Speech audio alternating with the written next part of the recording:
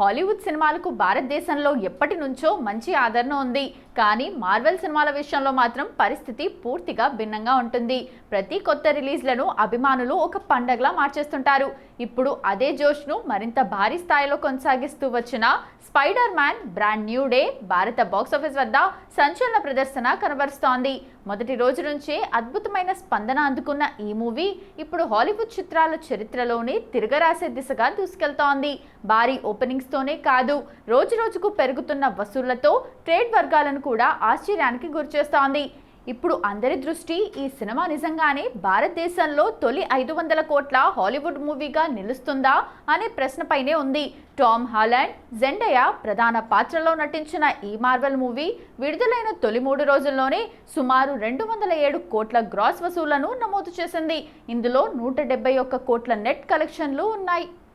భారత బాక్సాఫీస్ లెక్కల్లో 3D ఛార్జీలు ప్రత్యేకంగా పరిగణించబడడంతో వాటిని కలుపుకుంటే మొత్తం గ్రాస్ వసూళ్లు ఇప్పటికే 227 కోట్లకు చేరుకున్నాయి. ముఖ్యంగా శనివారం ఒక్కరోజే సుమారు 81 కోట్ల గ్రాస్, 67 కోట్ల నెట్ వసూళ్లు సాధించడం విశేషం. శుక్రవారంతో పోలిస్తే దాదాపు 45% పెరుగుదల నమోదు కావటం అరుదైన విషయంగా ట్రేడ్ విశ్లేషకులు చెబుతున్నారు. దక్షిణాది రాష్ట్రాల్లో శనివారం బాక్సాఫీస్ వసూళ్లు మళ్లీ తొలి రోజు స్థాయిని అందుకోగా ఉత్తర భారత మెట్రో నగరాల్లో సినిమా మరింత బలంగా పుంజుకుంది.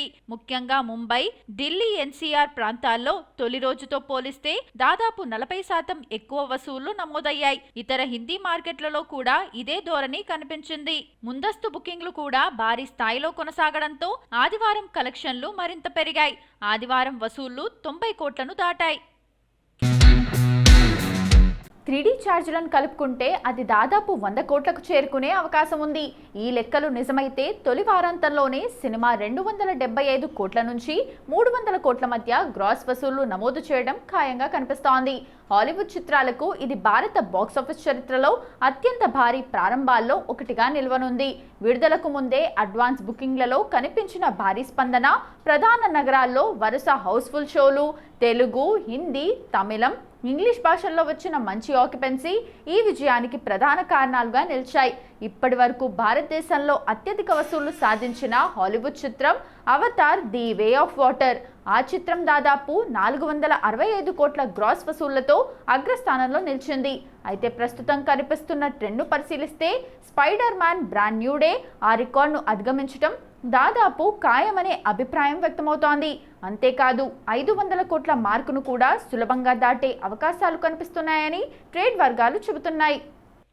భారీ ఓపెనింగ్ ఒక్కటే సినిమా తుది విజయాన్ని నిర్ణయించదు. విడుదల తర్వాత ఈ చిత్రానికి మిశ్రమ స్పందనలు కూడా వినిపిస్తున్నాయి. కొందరు విజువల్ ఎఫెక్ట్స్, యాక్షన్ సన్నివేశాలు, టామ్ హాలండ్ నటనను ప్రశంసిస్తుండగా మరికొందరు కథనం అంచనాలకు తగ్గట్టుగా లేదని అభిప్రాయపడుతున్నారు. వారాంతం తర్వాత కూడా ప్రేక్షకుల ఆదరణ నిలకడగా కొనసాగితే ఈ సినిమా భారత బాక్సాఫీస్ లో హాలీవుడ్ చిత్రాలకు కొత్త చరిత్ర రాసే అవకాశం కనిపిస్తోంది.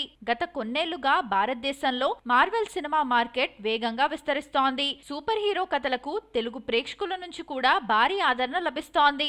అదే ఊపు ఇప్పుడు spider man brand new day కు కూడా కొనసాగుతోంది. ప్రస్తుత ట్రెండ్ ను బట్టి చూస్తే ఇది కేవలం మరో హాలీవుడ్ బ్లాక్ బస్టర్ మాత్రమే కాకుండా భారత బాక్సాఫీస్ చరిత్రలో అత్యంత పెద్ద విదేశీ చిత్రంగా నిలిచే అవకాశాలు స్పష్టంగా కనిపిస్తున్నాయి. అక్కినేని నాగార్జున కెరీర్లో అత్యంత ప్రతిష్టాత్మకంగా తెరకెక్కుతున్న 100వ మూవీ కింగ్ 100. ఈ మూవీ నుంచి ఒక కీలక అప్డేట్ బయటకు వచ్చింది. ఈ మూవీకి సంగీత దర్శకుడిగా రాక్ స్టార్ దేవిశ్రీ ప్రసాద్ను ఎంపిక చేసినట్లు అఫీషియల్గా ప్రకటించింది. దీంతో ఈ సినిమాపై ఉన్న అంచనాలు మరింత పెరిగాయి. ఆగస్టు 2 దేవిశ్రీ ప్రసాద్ 47వ పుట్టినరోజు సందర్భంగా అన్నపూర్ణ స్టూడియోస్ ఈ విషయాన్ని అధికారికంగా ప్రకటించింది. జాతీయ అవార్డు గ్రహీత అయిన డిఎస్పీకి స్వాగతం పలుకుతూ ప్రత్యేక పోస్టర్ను విడుదల చేసింది. దీంతో ఈ మూవీపై మరింత ఇంట్రెస్టింగ్ బజ్ ఏర్పడింది. నాగార్జున దేవిశ్రీ ప్రసాద్ కాంబో తెలుగు ప్రేక్షకులకు కొత్తది కాదు. గతంలో మన్మధుడు, మాస్, కింగ్, ఇటీవల వచ్చిన కుబేరా వంటి సినిమాలకు డిఎస్పీ సంగీతం అందించి మంచి గుర్తింపు పొందారు. ముఖ్యంగా ఈ కాంబినేషన్ నుంచి వచ్చిన పాటలు, నేపథ్య సంగీతం ప్రేక్షకులను విశేషంగా ఆకట్టుకున్నాయి. ఇప్పుడు అదే హిట్ కాంబో మరోసారి కింగ్ 100 కోసం ఒక్కటవుతుండడంతో మూవీపై అంచనాలు కూడా పెరుగుతున్నాయి. ఇప్పటికే ఈ మూవీలో ప్రముఖ నటి టబు కూడా కీలక పాత్రలో నటించనున్నట్లు చిత్ర బృందం ప్రకటించింది. నాగార్జున టబు జంటకి గతంలో హిట్ జోడీగా పేరుంది. ఇప్పుడు మళ్లీ ఇద్దరు ఒకే సినిమాలో కనిపించనున్న నేపథ్యంలో ఈ ప్రాజెక్ట్ కు మరింత ప్రత్యేకత ఏర్పడింది. ఈ మూవీకి రా కార్తిక్ దర్శకత్వం వహిస్తుండగా అన్నపూర్ణ స్టూడియోస్ అత్యంత ప్రతిష్టాత్మకంగా నిర్మిస్తోంది. నాగార్జున కెరీర్ లో ఇది 100వ సినిమా కావడంతో కథ, టెక్నికల్ అంశాల విషయంలో ఎక్కడా రాజీ పడకుండా రూపొందిస్తున్నట్లు సినీ వర్గాలు చెబుతున్నాయి. నేచురల్ స్టార్ నాని ప్రొడ్యూసర్ గా, యూత్ స్టార్ నితిన్ హీరోగా ఒక క్రేజీ కాంబినేషన్ సెట్ అయింది. కోచ్ సినిమాతో నిర్మాతగా బ్లాక్ బస్టర్ విజయాన్ని అందుకొని టాలీవుడ్ లో స్టార్ ప్రొడ్యూసర్ స్టేటస్ సొంతం చేసుకున్న నాని తన సొంత నిర్మాణ సంస్థ వాల్ పోస్టర్ సినిమాస్ బ్యానర్ పై ఈ ప్రాజెక్ట్ ను పట్టాలెక్కించారు. దండోరా చిత్రంతో గుర్తింపు తెచ్చుకున్న దర్శకుడు మురళీకాంత్ ఈ చిత్రానికి దర్శకత్వం వహించనున్నారు.